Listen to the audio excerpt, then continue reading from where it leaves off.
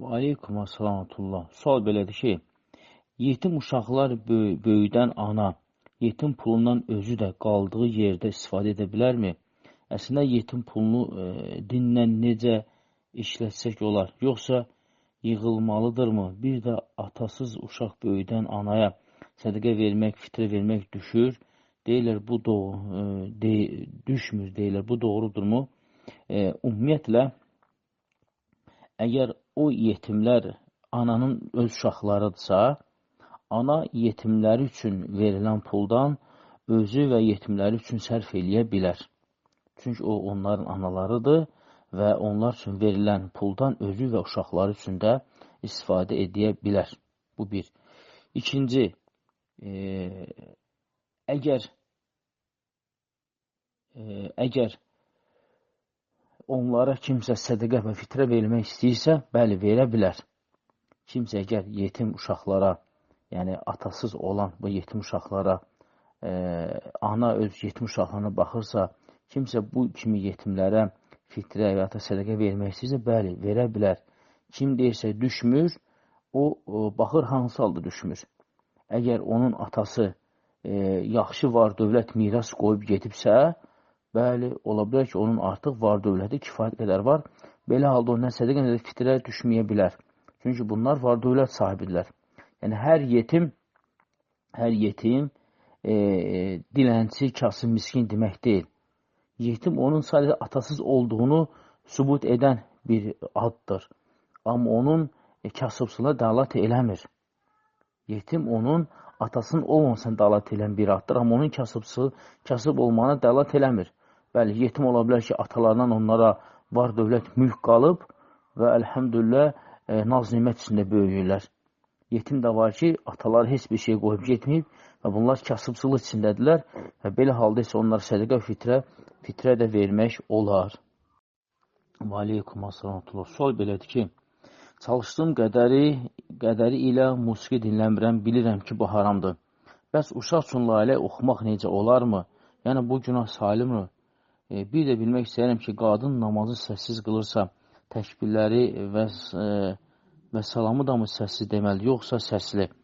Əvvəla, bəli, musiqi haramdır. Qurandan və sünnəyə, səhih hədislərə əsasən musiqi haramdır. Və buna əlhəmdülillah, ümmətin demək olar ki, 4 məzhəbin 4 də bunu bu cür qəbul edib. Amma o ki, qaldı layiləyə gəlincə isə, əgər o layilədə musiqi yoxdur, musiqi aləti işləmir, sadəcə ana dilində zümzümə elirsə, bu icazəlidir. Bu, istər layla üçün, istər digər hallarda, hətta insan özünə yol gedəndə də belə dili ilə zümzümə elib oxuya bilər.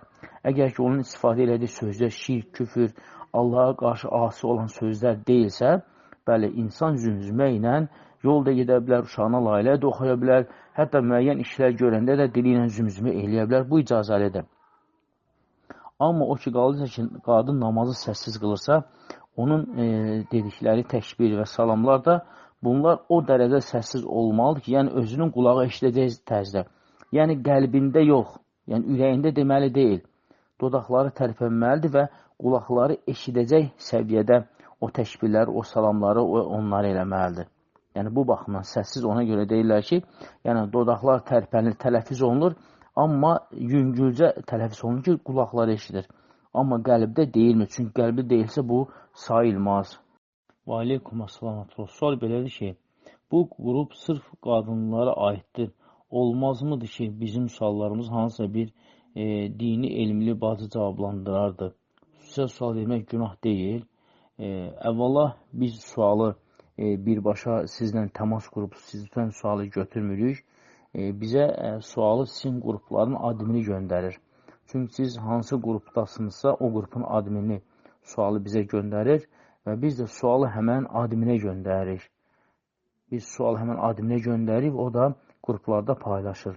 Mən şəxsən mənə verilən sualların hansısa birinin, hansısa bir bacıya və ya da bir qardaşa məxsus olduğunu bilmirəm.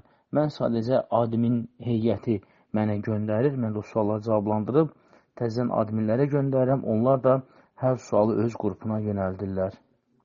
Amma ümumilikdə isə elm əhlindən nəyisə soruşmaq Allahın izinə günah deyil. Çünki Allah Subhanahu Quran-ı Kərimdə buyurur ki, Fəssəlu əhlə zikrin kuntum la ta'lamun. Bilmədiyiniz elm əhlindən soruşun. Biz də Allah həmd olsun ki, dindən az da olsa biliyimiz var və istəyirik ki, bildiyimizi insanlarla bölüşək, insanlarla paylaşaq, onların bilmədiklərini biz onlara öyrədək və biz də bilmədiklərimiz bizdən böyüklərdən soruşuruq, öyrənirik.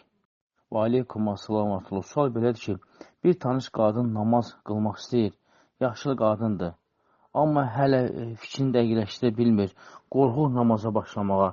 Necə anlatmaq lazım ki, dindən qorxmasın, namaza başlasın. Təbii ki, əgər bir yaşlı qadın namaz qılmaq istəyirsə, təbii o tələsməlidir. Çünki o yaşlıdır və o ölümə daha çox yaxındır. Çünki o tövbə eləməyə tələsməlidir, ibadətlərini eləməyə tələsməlidir, ibadətlərini artırmağa tələsməlidir. Çünki artıq onun ömrü qısalır. Onun ömrü qısalır. O cavan deyil ki, namaza uzun müddət namaz qılsın, oruç tutsun. Yaşlı insanlar ömürlərinin çox hissəsini yaşayıblar. Ona görə onlar namaza gəlməli olduqları halda dərhal gəlməlidirlər və heç bir tərəddüd falan eləməli deyirlər. Və ona başa salmaq lazımdır ki, qiyamət günü o cür yaşlı insanlara heç bir üzür gözlənilmir. Çünki Peyğəmbər salsan bir hədisdə buyurur ki, əgər bir insanın ömrü 60'ı keçirsə, və heç bir üzür qazanılmır onun Allah dərgahında. Çünki artıq ona o qədər başa salırlar, eləyirlər, o üz döndərir. O qədər haqdan üz döndərir və o qiyamət günü deyə bilmir ki, mənim üzrüm var, mən bilmədim, eləmədim. Çünki o yaş müddətində kifayət qədər ona haqqı çatdırırlar. Baxımdan da siz də həmən o qadına başa salın ki, yəni haqqı bilirsə, qəbul eləsin, ibadətə başlasın və sonra qiyamət günü mən bilmirdim, üzrüm var deyə belə bahanələr, belə səbəblər, üzrlər gətirə bilməyəcəkdir. Və aleykum assalam və sual belədir ki, dində belə bir həqiqət var. Əgər qadın evdən bayra çıxanda yoldaşının icazə almasa, mələklər onu lənətləyir. Bəs kişilər necə? Əgər həyat yoldaşına demədən xəbərsiz harasa gedib, gec gələrsə və bununla mən kişiyəm, nə vaxt istəsəm gedərəm deyib, özünə bəraət qazandırarsa, bu nə dərəcə doğrudur? Bəli, dində belə bir anlayış var ki, belə bir məsələ var ki, qadın öz həyat yoldaşının izni olmadan bayra çıxa bilməz. Bu var, bəli, bu məqbuldur və təbii ki, məlum məsələdir. Amma o ki, qalırsa ki, kişilər də evdən çıxanda, yəni xanımdan icazə almasa da belə, amma hara gedəcəyini, kimin yanına gedəcəyini, nə vaxt gələcəyini bəli yoldaşına bildirməlidir. Bu o demək deyil ki, sən yoldaşın izni alsan. Xeyr, siz bir ailəsiniz. Sənin yoldaşın xəbəri olmalıdır. Sən hara getdin, kimin yanına getdin. Allah qorusun birdən bir hadisə olar. O hardan axtarsın səni, kimdən soruşsun, kimdən xəbər alsın səni. Yəni bu ailənin bir-birinə qarşı qarşılıqlı ünsiyyətidir. Yəni bir-birinə qarşı hörmətdir ki, bir-birini saymaqdır, bir-birinə etibar eləməkdir ki, bəli, mən filan yerə gedirəm, filan vaxt gələcəm, filan kəsin yanına gedirəm. O sənə demir axı, yox, getmə, eləmə, sən ondan izin almırsan axı. Sən sadəcə ona xəbər eləyirsən, bildirirsən və qadın da bu ilə şərəf duyur, izzət duyur. Sən ona qarşı hörmət elədiyini duyur, bilir və sənə qarşı olan hörməti daha da artır. Amma heç nə demə, eləmə deyəndə özüm bilərəm, hara gedirəm, özüm bilərəm, mən kişiyəm, nə vaxt istəsəm gedəm, nə vaxt istəsəm gələm, bu düzgün şey deyil. Ola da sən gedəsən və gəlməyəsən və yoldaşın sən haradan axtarsın, tapsın, kimdən soruşsun səni, hara müraciət eləsin, kimlərə müraciət eləsin ki, mənim yoldaşım getdi, haradadır, nədir, nə deyil. Ona görə bu düşüncə yanlış düşüncədir. Yəni bu cümlə xata cümlədir ki, mən kişiyəm, nə vaxt istəsəm gedərəm, gələrəm. Belə bir şey olmaz. Əgər ailədirsə, hökmən ailəyə xəbər vermək lazımdır. Çünki Muhammed sallallahu aleyhi və səlləm də səfərlərə gedəndə yoldaşlarına xəbər edərdi. Hətta aralarında qura atardı və hansı düşsəydi onu da özü ilə aparardı. Yəni bəşəriyyətin ən kamil olan insanı Muhammed sallallahu aleyhi və səlləm bəli, səfərlərə belə gedəndə yoldaşlarına bildirərdi. Əgər bunu Muhammed s.ə.v edərdisə, amma biz də təbii ki, deməliyik və bildirməliyik. Çünki o bizim ailəmizdir, o bizim üçün narahatdır, o bizim əzizimizdir, sevgilimizdir, o bizim üçün narahatdır, bizim sıxıntıya düşməyimizi, problemə düşməyimizi istəmir. Sadəcə istəyir ki, xəbəri olsun, o da sayılsın, o da hörmət olunsun və bizim də borcumuz ki, onları sayaq, onlara hörmət eləyək. Aleykum assalam atullah. Sual belədir ki, bir qadın yoldaşı qaş aldırmağa icazə vermirsə və qadın aldırmaqda inad edirsə, kişiyə günah sayılmı? Yoxsa o öhdəsinə düşəni deyir, günah ondan keçirmi? Günah ondan keçirmi? Ya hər ikisi günah qazanırmı? Ümumiyyətlə, əgər bir qadın qaş almaq istəyirsə və kişi də buna qoymursa, kişi öz boyuna düşən vəzifəni yetirmiş olur. Amma əgər qadın öz yoldaşın sözünə baxmayaraq inadkarlıq edib gedib qaşını aldırırsa, o həm ərinə itaat etmədiyinə günah qazanır bir və həmçində Allahın və Rasulun əmrinə müxalif olmuş olur iki, həmçində lənətlənmiş qadınlardan sayılır. Bax bu üç günahı həmən qadın öz üzərinə götürmüş olur, yəni bu qaş almaqla. Və bunu elədiyi halda, yəni inadkarlıq elədiyi halda onun yoldaşı günah qazanmır. Günah yalnız qadın özü qazanır. Aleykum assalam və rəhmətullah. Sual belədir ki, qadın istəmədən hamilə qalırsa, heyz vaxtdan 2-3 gün keçib və hamilə olduğunu bilib, evdə dərmanla hər hansı bir vasitə ilə düşük edirsə, bilərəkdən bu günahdır. Yəni hamiləliyin bir aylığı tamamlamadan edirsə günah sayılmı? Ümumiyyətlə bir ailədə, yəni ata da, ana da, yəni müvəqqəti olaraq uşaq istəmirlərsə, o zaman onlar qorunmağa çalışmalıdırlar. Və qorunmağın da yolları, vasitələri çoxdur, səbəbləri çoxdur və qorunmağa çalışmalıdırlar. Əgər onlar bu məsələdə səhlənkarlıq edirlərsə və sonra isə artıq uşaq ana rəhminə düşəndən sonra və uşaq başı 2, 3, 4 ay keçəndən sonra bunlar istəyirlər uşağı düşürtmək üçün, uşağı kəsirlər, doğulurlar və s. Bunlar hamısı olmaz. Yəni qorunmaq əvvəlcədən lazım idi, səbəblərdən tutmaq lazım idi, amma bu məsələdə səhlənkarlıq ediblərsə, sonra isə bu baş verəndən sonra bunu etmək, bu artıq övlad qatili sayılırlar. Yəni, bu eləmək düzgün deyil. Amma o qadın ki, hansı ki, deməli, hamiləliyindən heyz olandan sonra, heyzdən 2-3 gündən sonra hiss edir ki, artıq ana rəhmində nütfə düşüb, o hələ uşaq demək deyil, o sadəcə nütfədir, yəni orada mayalanma gedir. Və bu ərəfələrdə onlar müəyyən dərman vasitəsilə onu nütfəni, yəni o şeyimi dağıda bilərlər. Yəni bu problem deyil, çünki o uşaq salmaq sayılmır. O uşaq salmaq, uşağı düşürmək, uşağı öldürmək sayılmır. Sadəcə ilkin olaraq, yəni 2-3 gün sualda deyildiyi kimi 2-3 gün vaxt ərzindəsə, o hələ heç bir şey demək deyil.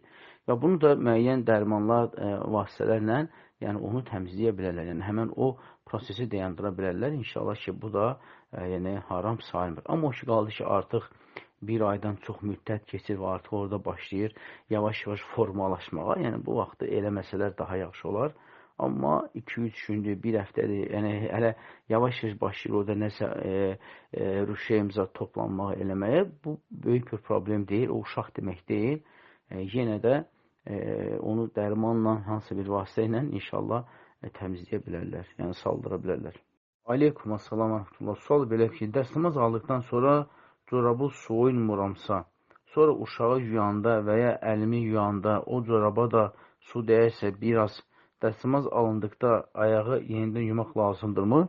Əgər siz dəstəmaz alıb və corabı dəstəmazlı ayaqla geyinirsinizsə, ondan sonra isə qab yuyanda, paltar yuyanda, uşağı yuyanda və yaxud da əlinizi yuyanda və corabın üzərinə müəyyən su damcılar tökülürsə və nə qədər ki, onu hələ ki, bu tam islanmayıb əyağınızdakı corab kimi geyinirsə və onun üzərinə mərc çəkirsiniz və onu dəstəmaz alanda əyağınızı yumursunuz, sadəcə üzərinə mərc çəkirsiniz.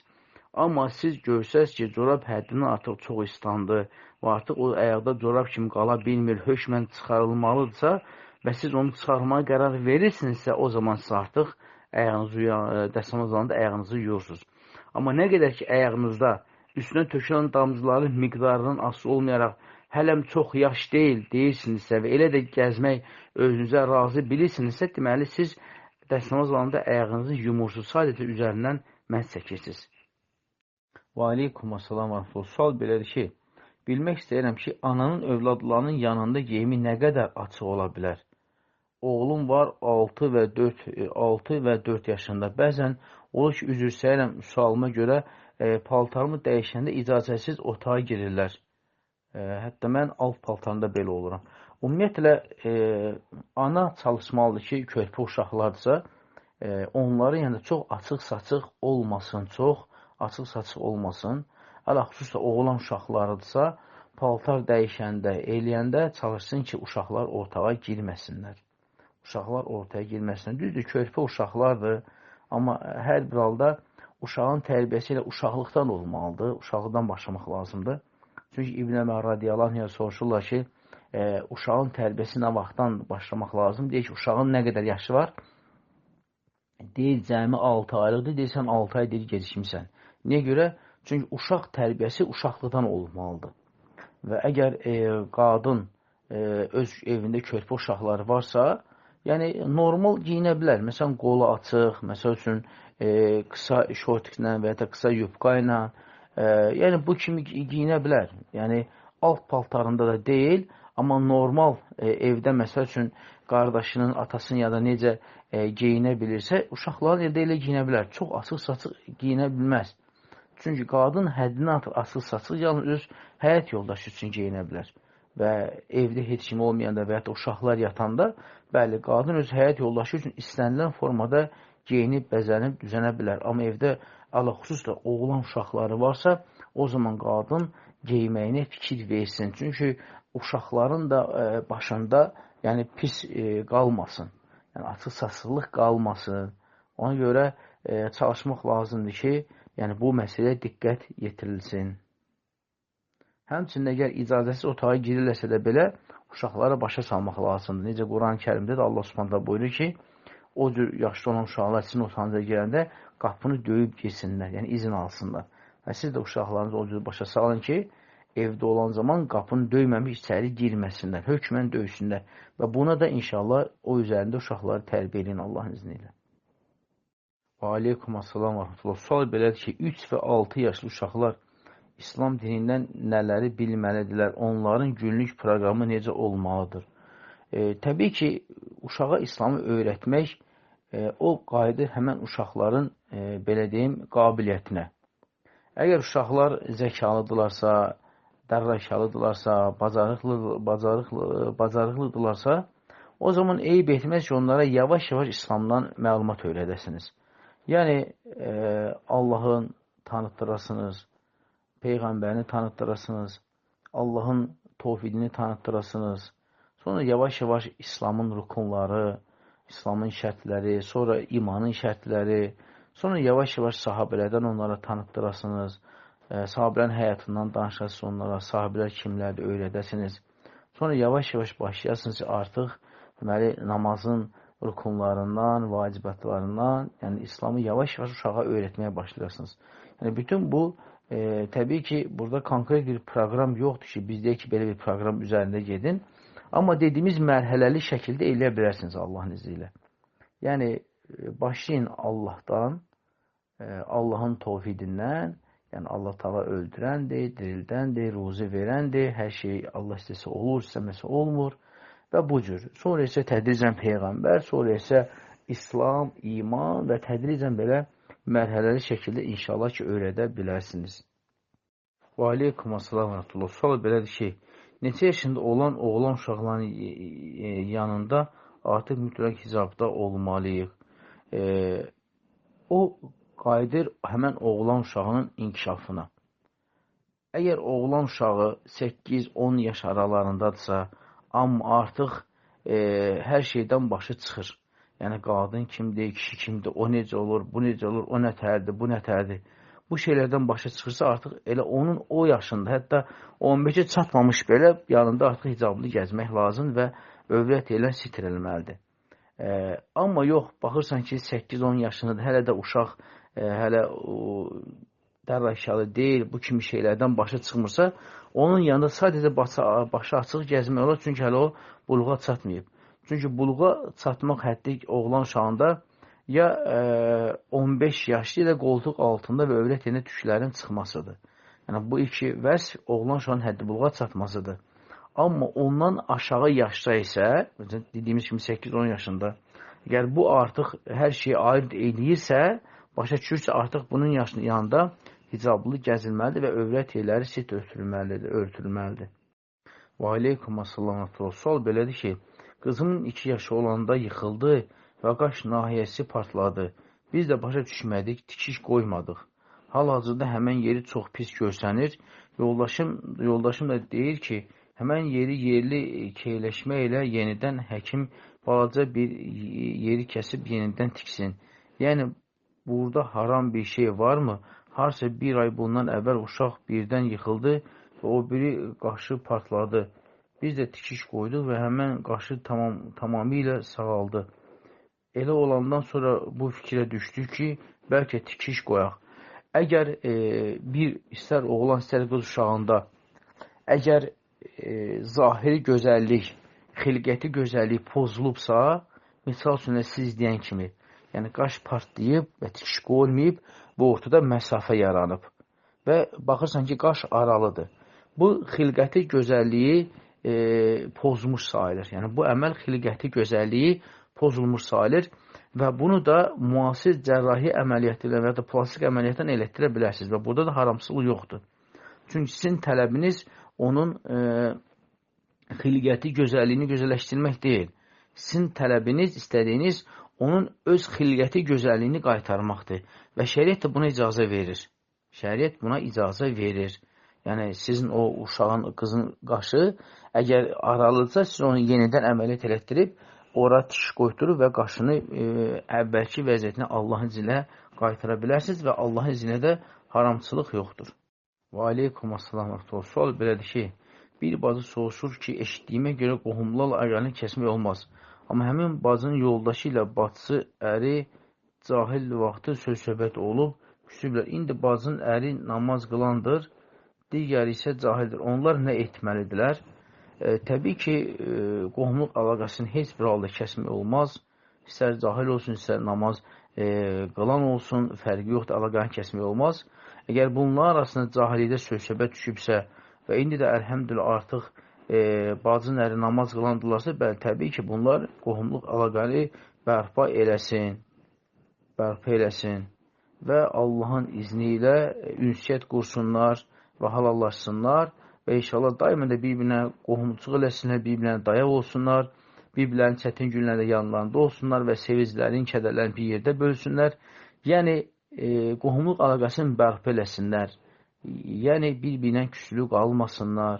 Çünki İslam dini qohumluq əlaqəsini birləşdirməyi əmr eləyir, qohumluq əlaqəsini kəsməyi əmr eləyir və bunların elədiyi də tamamilə şəriətə ziddir. Ona görə qoy otursunlar, danışsınlar, halallaşsınlar və qohumluq əlaqəsini qorusunlar.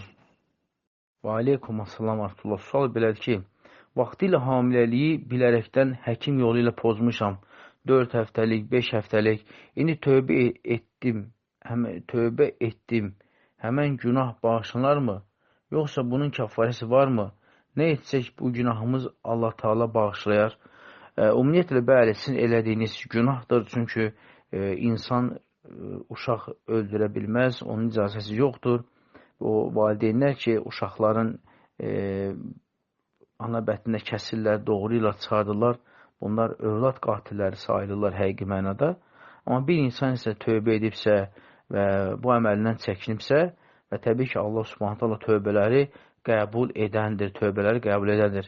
Amma kəfarəsi isə o olardı ki, Allahın izni ilə, yəni qarşınıza belə bir insanlar çıxanda görsəz ki, onlar öz uşaqlarını götürmək istəyirlər, uşaqlarını tələf eləmək istəyirlər. Bacaran qədər onların qarşısını alın, nəsiyyət eləyin, başa salın, tövsiyə edin. Yəni, nəyin bahsi olursa olsun, qoymayın ki, onlar uşaqlarını götürsünlər və inşallah ki, bu da sizin üçün həm kəfarə olur, həm sizin də başqa bir savab əməl olar. Və aleykum assalam artullah. Sual belədir ki, qırışlara görə botoks elətdirmək günahdırmı? Bəli, günahdır. İnsan botoks elətdirə bilməz. Çünki botoks müasir alimlər deyir ki, yalnız xilqəti qüsuru aradan qaldırmaq üçündür. Yəni, əgər tutam ki, sənin üzündə, alnında, yanağında əgər qəzadan dolayı, hansısa bir əməliyyatdan dolayı çapıq filan varsa, o yerləri bərpa eləmək üçün onlardan istifadə eləmək olar. Amma qırışlardır, filanlardır, bunlar eləmək olmaz və bunun üçün təbii üsullarla masaj və qeyri müalicələr qəbul eləmək olar. Ancaq botoks elətdirib insan qırışlarını doldurmaqla özünü cavan göstərməsi və s. Bu isə özündə olmayan gözəlliyi özündə əks elətdirməkdir və bu da müasir alimlər deyir ki, bu icazəli deyil. Bu icazəli deyil.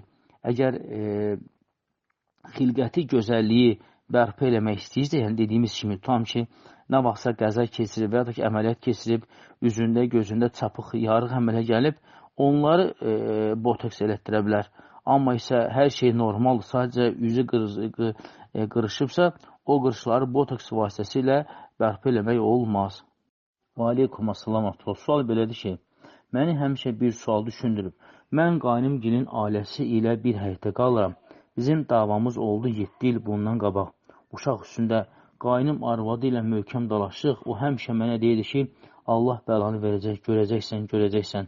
Halbuki xırda bir işi gətirib çox uzatdı. Anası bir gün üstümüzə çağırdı. Anası yoldaşıma dedi ki, bizə sataşan ölür. Yoldaşım da dedi ki, mən bir il sonra düşüb ölsəm deyərsiniz ki, bizə görə öldü. Doğrudan da belə oldu. Yoldaşım öldü. İndi də bir həyətdə qalırıq. Hər onu görəndə qadını deyirəm ki, indi gör necə sevinir. Sizcə bu nə qədər düzdür? Xeyr, belə bir şey yoxdur.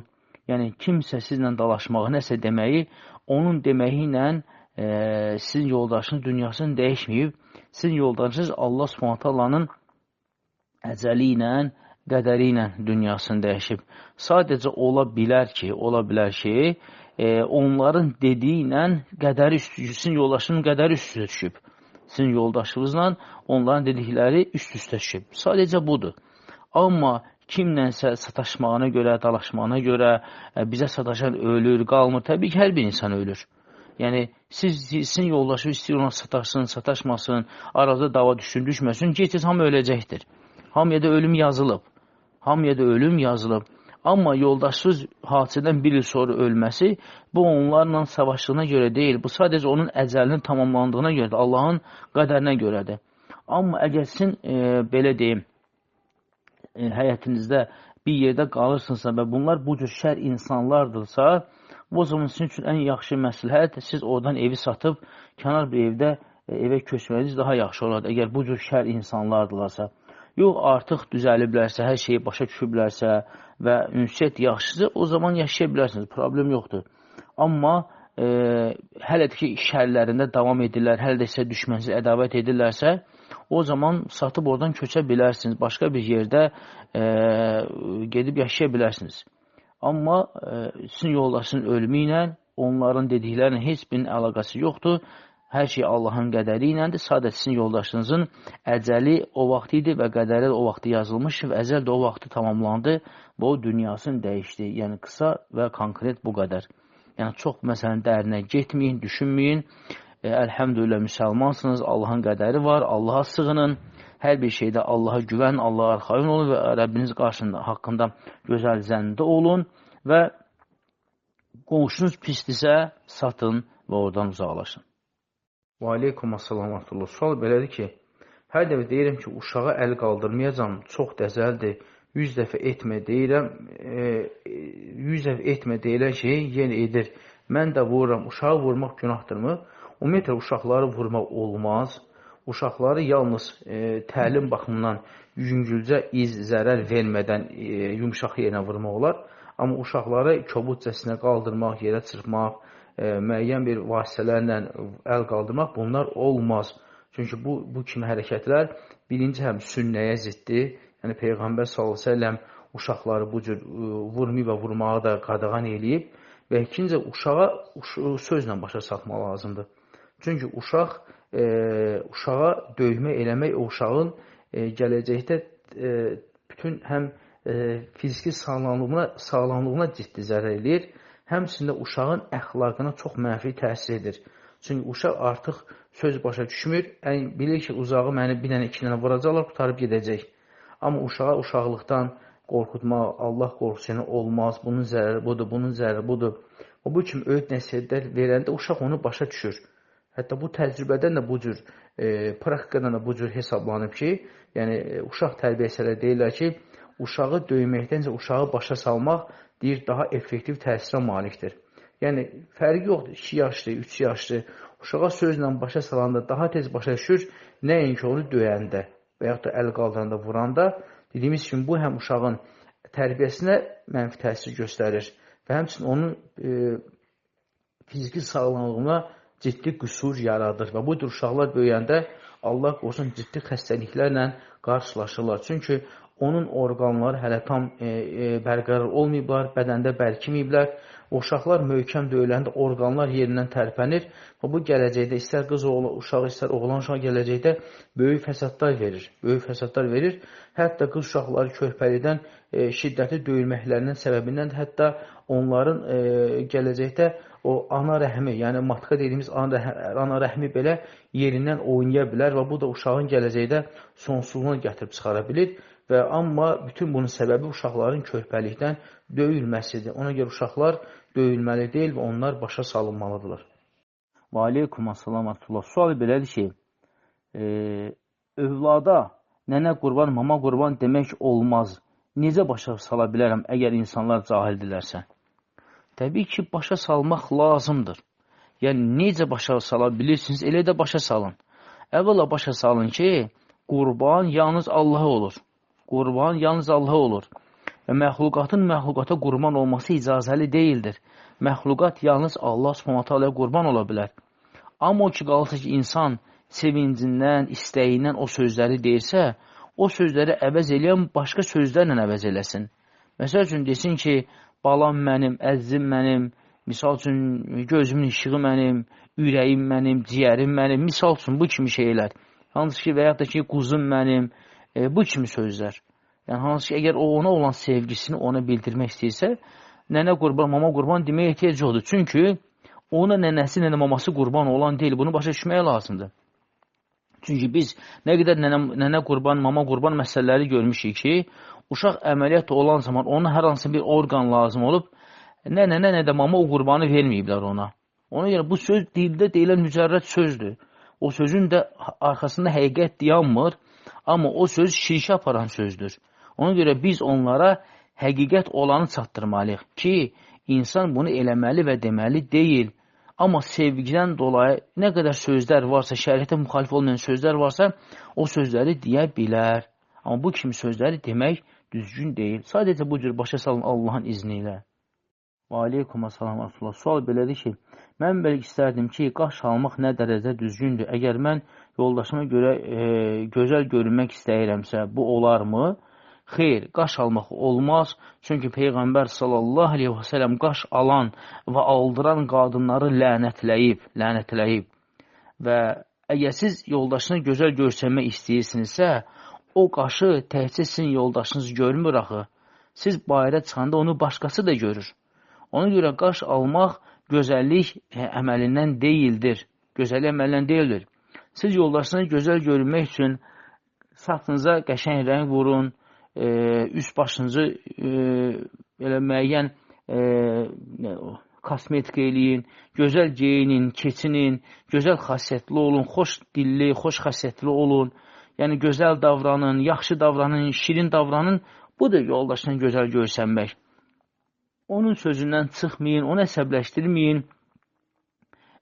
Bir şey ondan can deyin, can eşidin, onun qayğısına qalın, gecə-gündüz ona xidmət göstərin, istədiyi zaman ona yardım edin. Bax, bu cür siz yoldaşınıza gözəl görsənə bilərsiniz.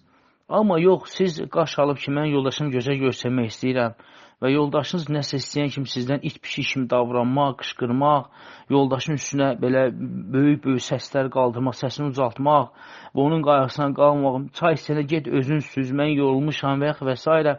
Yəni, hər türə əxlaqdan uzaq olub, yoldaşına pis davranan bir qadın, yalnız yox, mən qaşımı aldırıb yoldaşımı gözəl görsəmək istəyirəm, bu yanlış və xatadır.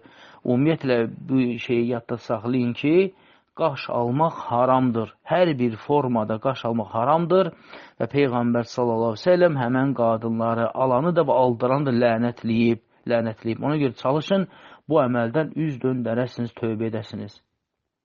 Və aleykum assalam və rahmetullah. Sual belədir. Mənim həyat yoldaşım haqqı yalan sayır, küfr edir. Yəni, halı heç yaxşı deyil. Nə edirəm, alınmır, heç cürə inanmır qiyamətə, Qurana, heç nəyə inanmır. Mənsə ondan ayrıla bilmirəm. Çoxmu günah yazılır mənə. Bildiyiniz kimi kafirdir. Mən də ondan qoruna bilmirəm. Mən çıxılmaz vəziyyətdəyəm. Mənə məsləhət edərdiniz. Əslində, mənim əlimdədir ayrılmaq. Bu dəqiqə ayrılaram desəm, hər şeyini yığışdırıb çıxacaq. Amma mən özümlə bacarmıram, deyə bilmirəm. Amma onun vəziyyətini görürəm. Fikirləşsəm ki, mən də onunla bərabər günah yığıram özümə. Mənə nə məsləhət edərdiniz, necə edim? Əgər dediyiniz kimidirsə, bəli, bunun halı küfür üzərindədir və insan bu cür ölsə, Allah qorusun, əbədi cəhənnəmlik ola bilər. Çünki bu dediyiniz vəsflər hamısı ciddi küfürlərdir və bu zaman sizin onu ilə bir yerdə qalmağınız yanlış və xatadır. Amma əgər siz onu çox istəyirsinizsə, istəmirsə ondan ayrılasınızsa, o zaman siz onunla oturun və onunla ciddi söhbət edin. Ciddi söhbət edin ki, yəni sənin bu halınla mənim bu halım uyğun gəlmir. Ya sən tövbə edib dinə imana gəlməlisən, ya da mən səndən ayrılmalıyam. İnşallah onu bu məsələdə qorxudun, ciddi söhbət edin və ona möhlət verin, başa salın. Deyin ki, səninlə mənim evliliğim bir yerdə ola bilməz. Sən küfür üzərindəsə, mən isə iman üzərində. Əgər mən səni dinən sevib, çox istəyib, bugünə kimi dözmüşəm, qalmışam, amma sən məni çox istəmirsən. Çünki sən məni çox sevsən, sən də mənim dediklərimə iman edərsən və haqqı qəbul edərsən. İnşallah buna bu nəsihət edin, buna seçim verin, möhlət verin. Allahın izniyle, Allah subhanətə gecə gündüz dua eləyin, gecə namazdan durun dua eləyin. İnşallah ki, o haqqa gələr. Sizin qədrinizi bilirsə, sizə dəyərinizi bilirsə, sizə haqqınızı bilirsə, sizin qədir qiymətinizi bilirsə, inşallah ki, o sizin bu sözünüzdən təsir edəcəkdir Allahın izniyle. Və aleykum assalam. Sual belədir ki, bir bacının 14 yaşlı qızı var və bacıya deyilir ki, qızı evləndir. Bacı deyir ki, tezdir, hələ istəmirəm. İndiki devirdə qız evləndirmək çətin məsələdir. Tanımaq olmur insanı. O biri bacı deyir ki, qız anasına elə deyirsən, birdən dua yerinə keçər, qıza da məcbur edirlər, evlən. Qız deyir, evlənməyəcəm. Qıza deyirlər ki, sən günah qazanırsan, Allaha qarşı çıxırsan. Zəhmət olmasa buna bir cavab yazardınız. Deyir, sual uzun oldu, haqqınızı hal edin. Əvvəla kimsə sizin 14 yaşlı qızınızı tezbazar ələ vermək istəyirsə, xatı eləyir, səhv eləyir. Nə deyirlər desinlər, başlarını daşdan daşa vururlar. Siz bunu eləməyin. Çünki körpə uşaqdır hələ. 14 yaş hələ çox şey bilmir, eləmir. Bu bizim əsrin əvvəldəki vaxt deyil ki, qız uşaqları 12-13 yaşına çatan kimi dəlalə versinlər. Xeyr, bu olmaz. Yəni, günümüzdə olan boşanmaların əksəriyyəti sırf az yaşlı uşaqların evləndirməyindən sonra olur. Yəni, qızları 13-14 yaşında evləndirirlər, o da gedir ər evinə, uşaqdır, qanmır, eləmir. Söhbət baxırsan ki, bir ildən sonra qucağında 15 yaşını qucağında bir uşaqla qızı boşadılar. Onun üçün kimsə deyirsə bunu, qulaq asmayın onlara. Allahın izinə qız uşağınız 18 yaşına çatmayana qədər onu ərə verməyin. Onu ərə verməyin. Bəli, İslam dövlətlərində olar. Əgər İslam dövlətində yaşasaydınız, İslam qanunla idarə olan dövlətlərdə yaşasaydınız, inşallah 14 yaşında problem deyildi. Amma biz bugün, qardaş, İslam dövlətində yaşamırıq. Biz bugün demokratik konstitusyon dövlətdə yaşayırıq.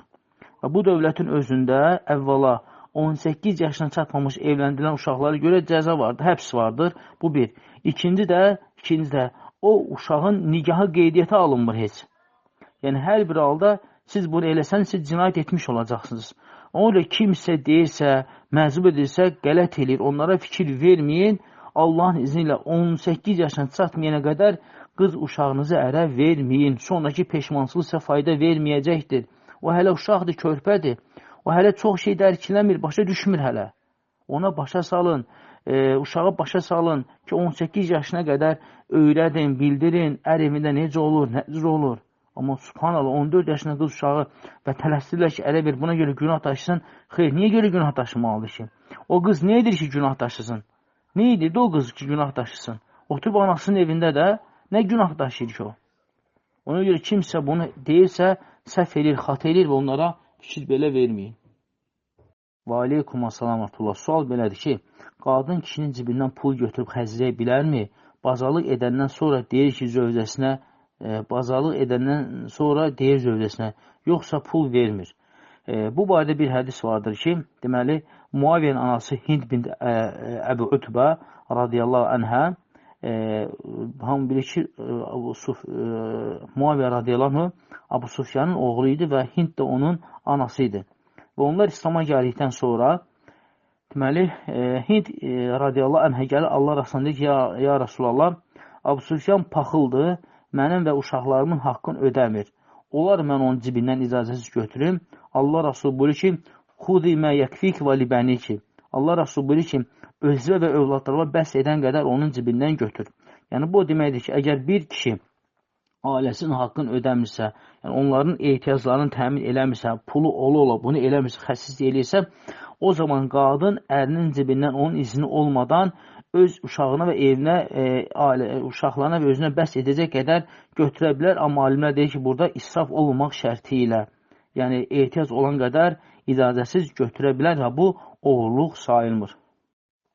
Və aleykum assalamatullah. Sual belədir ki, hədd-i-buluğa çatan oğlan uşaqları ata-ana sözü dinləmək istəmir.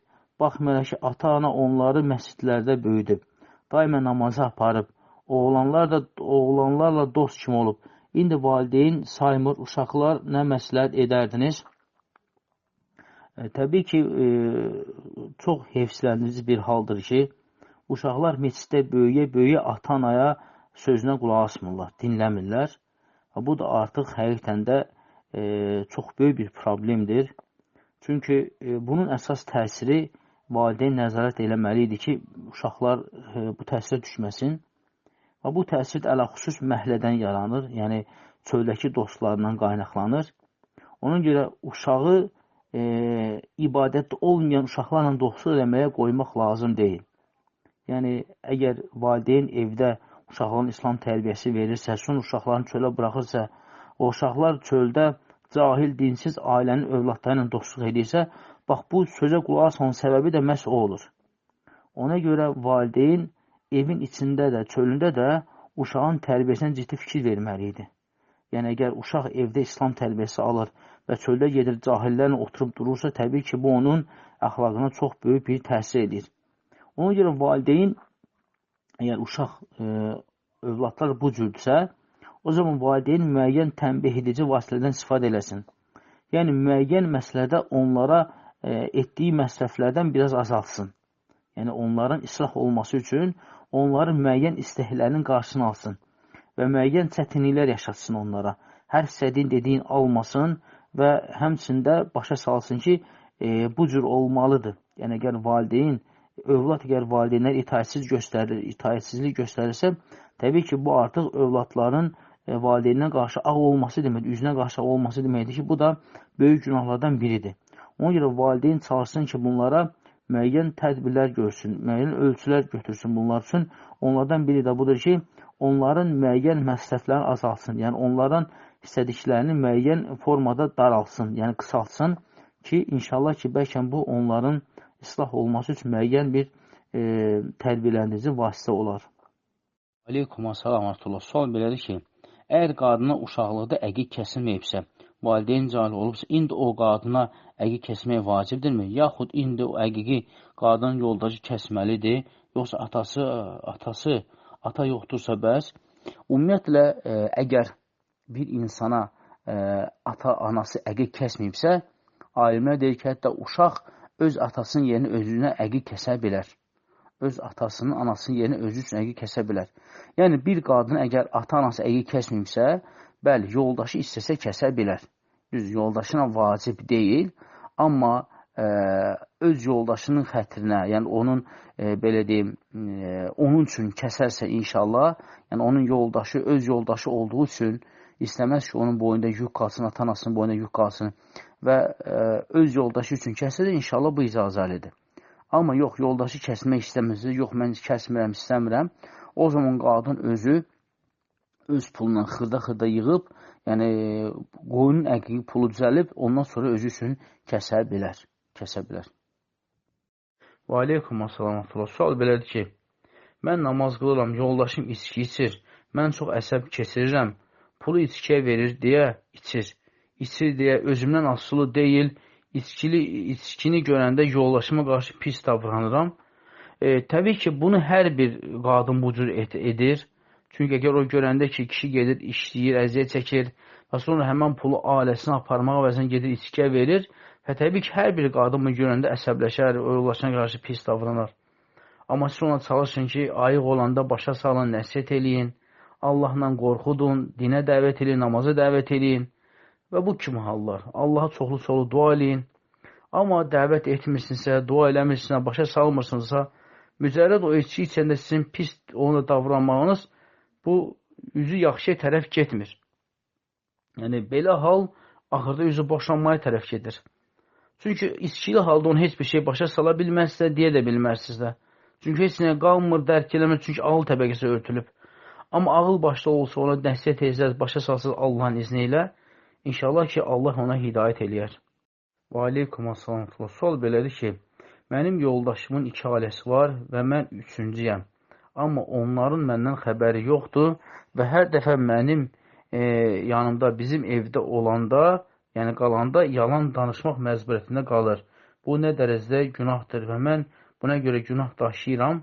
Tam geniş cavab istəyirəm Allah xətrinə. Ümumiyyətlə, İslam dinində Allah Subhanahu hər bir kişiyə 4 dənə arvad olmağa icazə verib. Yəni, bu İslam dinində sabitdir və bütün 4 məzhəb bunu qəbul edib. Və eyni zamanda da əgər kişi 2, 3, 4 evli ehtiyacı varsa, o evlənməlidir. Çünki onun günaha getməyi haramdır. Amma yaxşı olar ki, kişi bu evliliyini öz yoldaşlarından gizlətməsin. Yəni, açıq-aşkar bildirsin. Çünki onun uşaqları olar, o birisindən uşaqlar var, o birisindən uşaqları var. Və bu uşaqlar bir-birlərini tanımalılar, bilməlidirlər ki, bunların qardaşları və bacıları var.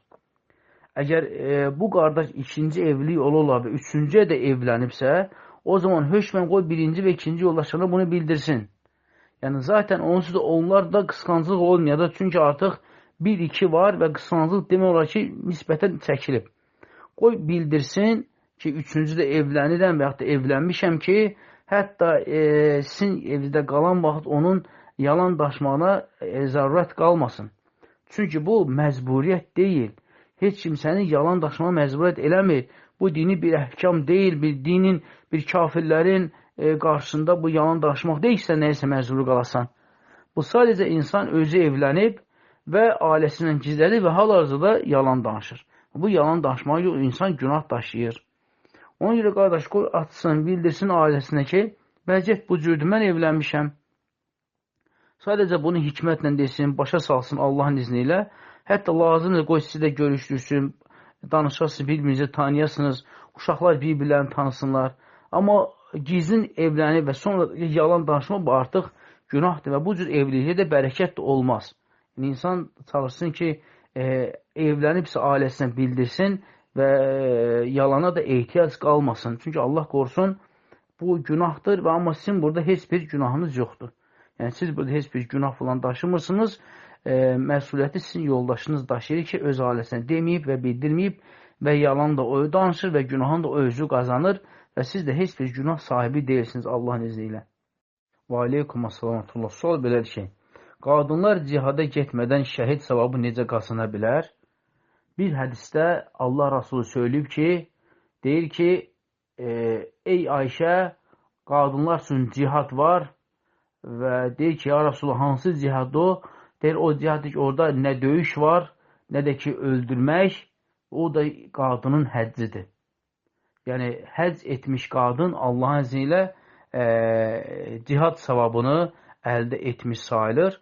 Amma o ki, qalırsa ki, qadın sırf şəhid savabını istəyirsə, o zaman qadın buna yalnız Allah Subhanahu dua eləyə bilər, yalnız Allahdan dua eləyə bilər. Amma sırf başqa hansısa bir əməl ki, qadın onu eləsin və şəhid sayılsın, yəni mən bu barədə bir hədis bilmirəm, amma qadının cihadı həccidir, amma əlavə də olar, əgər qadın şəhid savabı istəyirsə, o zaman Allah Subhanahu çoxlu dualar eləsin. Və aleykum assalam. Sual belədir ki, bir bacı olub, deyib ki, oğlum olsun, mən onu hafiz edəcəm. O oğlan olub, indi oğlanın 5 yaşı var, valideynləri o uşağı hafiz eləmirlər. O valideynlərə nə deyərdiniz, nə etsinlər, nə edə bilərlər, zəhmət olmasa qrupa atardınız da cavabını. Ümumiyyətlə, əgər bir valideyn, əgər övladları olmayıbsa və ya oğlan uşaqları olmayıblarsa, sonra nəzir ediblər ki, oğlumuz olsa biz onu hafiz edəcəyik, o zaman həmən valideynlərin boyuna vacibdir ki, o övladların hafiz eləsinlər. Çünki onlar buna nəzir ediblər. Və nəzir də vacib olmayan bir şey öz üzərinə vacib etməkdir. Onlar şərt qoymuşlar ki, nəzir demişlər ki, oğlan uşaq olsa hafiz edəcək və əlhəmdülillah oğlan olubsa artıq hafiz eləməlidirlər. Və bunun üçün onu hafiz müəllim tutmalılar, Quran öyrənməlidirlər və Quran əzbərlətdirməlidirlər və imkan varsa hafizlik məktəbinə qoymalılar. Amma yox, valideyn nəzir eləməyib. Sadəcə ürəyindən keçib, dilindən keçib ki, inşallah oğlum olsa istərdim ki, hafiz olsun və hafiz eləyərəm. Nəzir zat eləməyiblərsə, bu zaman vacib deyil. Vacib deyil ki, onlar dedikləri sözü hökmən əməl eləsinlər. Yəni, onların dediklərinin vacibliyi nəzir olanda keçir. Amma nəzir deməyiblərsə, mücərrəd tələffüz ediblərsə ki, istəyirik ki, oğlumuz olsun hafiz eləyək və ya da oğlumuz olsun onu hafiz edəcək. Bu nəzir demək deyil. Nəzir hökmən deyilməlidir və nəzir kimdə qeyd olunmalıdır. Amma təbii ki, əgər bunlar da nəzir deməyiblərsə də belə, amma Allaha söz veriblər, Allaha and veriblər ki, əhd ediblər ki, oğlumuz olsa hafiz edəcək və oğulları olubsa da artıq onlar çalışsınlar, uşaqlarına Quran öyrətsinlər, Quran müəllimin yanına aparsınlar, onlara Quran hərfası öyrətsin, Quran əzbərlətmə öyrətsin və çalışsınlar ki, inşallah ki, onu dində hafiz eləsinlər. Çünki onlar öz Rəblərinə əhd ediblər. Əgər əhd ediblərsə, əhdlərini qorusunlar, əhdlərini pozmasınlar və inşallah bu onlar üçün daha da xeyirli olar Allahın izni ilə. Və aleykum assalam və rəhmətullah. Sual belədir ki, həddi buluğa çatmış oğlan uşaqları xalasının bibisinin qapısında gecə qala bilərmi? Həmin evdə həddi buluğa çatmış qız uşaqları da var. Əgər bir oğlan uşaq həddi buluğa çatıbsa, bəli, o oğlan uşaq xalasının da, bibisinin də, dayısının da, əmsinin də evinə gedə bilər. Çünki onun xalasıdır, bibisidir, əmsidir və dayısıdır. Amma o ki, qalıcı ki, o evdə onun həddi buluğa çatmış uşaqlar, qız uşaqları da varsa, o zaman o uşaqlar, o xalası olan, bibisi olan yanında hicablı gəzməlidir və naməhrəm olduqları üçün də buna rəayət eləməlidirlər. Yəni, bir otaqda qalmalı deyirlər, tək qalmalı deyirlər və aralarından pərdə götürülməli deyil. Pərdəni götürmək olmaz. Öz xalasının bibisindən gedə də bilər, orada gecəliyə də bilər, amma orada olan həddi buluğa çatmış qız uşaqlar nəzərə alıb, orada olan pərdəni götürməmək lazımdır. Yəni, istədiyi zaman qızın otağına gir, çıx, söhbət elə, zarafat elə, danış gül. Bax, bunlar olmaz. Bəli, o sənin xalan qızıdır, bibin qızıdır, dayın qızıdır, əmin qızıdır. Amma onlar sənə naməhrəmdilər. Onlar sənə naməhrəmdilər. Bunu nəzərə al, bunu nəzərdə saxla və şəriətin buyduğu çərçivədə davran, həddini aşma. Aleykum assalamatullah. Sual belədir ki, deməli, bacının həyat yoldaşı evdə olmayanda onun bacısının və ya başqa qohumunun yoldaşı ilə onlara gələ bilər, bacı evdə təkdirsə gələ bilərmi? Əgər bacının həyat yoldaşı evdə yoxdursa, onun evinə başqa naməhrəm kişinin girməyi icazəli deyildir. Yalnız və yalnız əgər əri icazə verərsə ki, əgər bacın gəlirsə, yoldaşsa gəlsin, problem yoxdur, oturar kuxunada və ya oturar zalda, çay çörək verərsən, yiyib gedərlər. Əgər özü icazə verirsə, olar. Yox, əgər icazə vermirsə, o zaman qadının həyat yoldaşı evdə olmadığı halda onun hansısa bir naməhrəminin gəlməyinə icazə yoxdur. İcazə yoxdur. Yəni bu düzgün deyil. Əgər bacısı gəlmək istəyirsə, yoldaşı gəlsin, ötürsün, özü çıxsın, geçsin, sonra gəlib yoldaşını götürüb gedər. Amma yox, evə girmək istəyirlərsə hökmən qadının yoldaşının bundan xəbəri olmalıdır.